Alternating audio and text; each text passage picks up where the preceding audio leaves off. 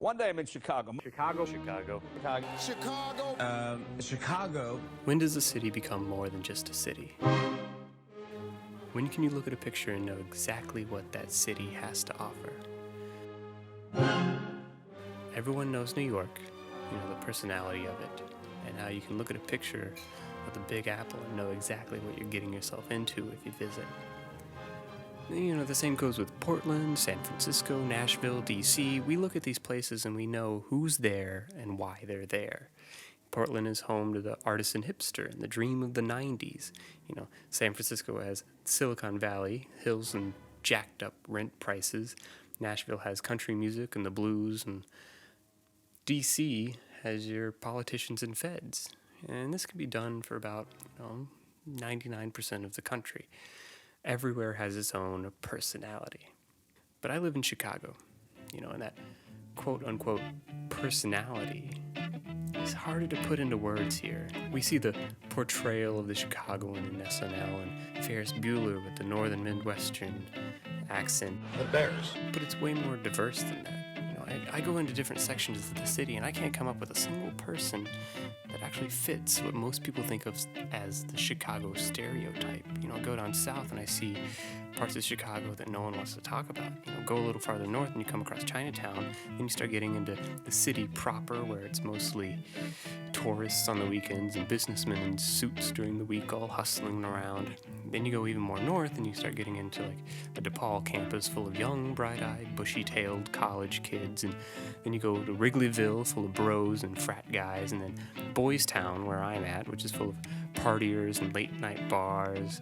And then you start getting into Upper Lakeview and even Evanston, where all those rich families live. But we haven't even gotten to the west side, where Wicker Park and Logan Square is, the hipsterest of the hipster, full of neo-Brooklynites that have popped up shop with their artisan foods and what I can only assume is NPR's target demographics starts up as you start going back towards east, and then you come upon the young hip mothers and fathers with one kid still not ready to give up the city life as you come across Roscoe Village.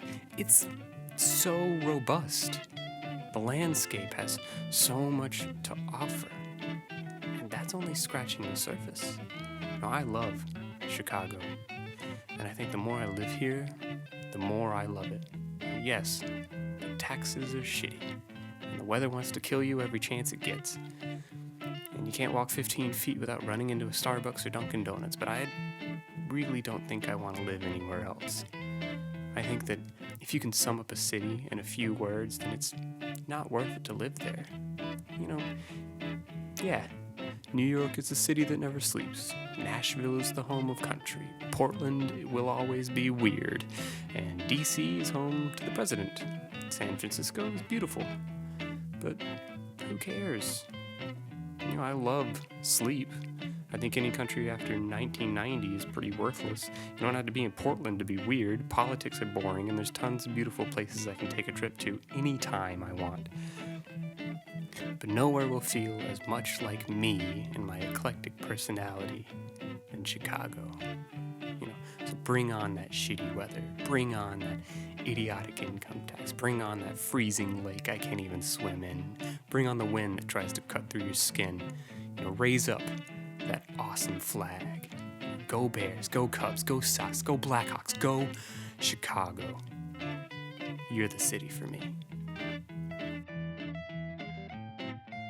Hey guys, thanks so much for tuning in. Go ahead and share this video around with your friends. Spread the word. We like making these videos. We have a love of all forms of art and storytelling, and we want to share our thoughts and videos with everyone.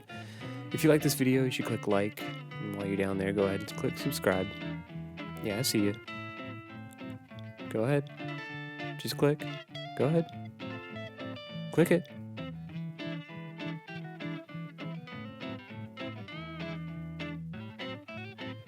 Thanks, guys. We'll see you next time.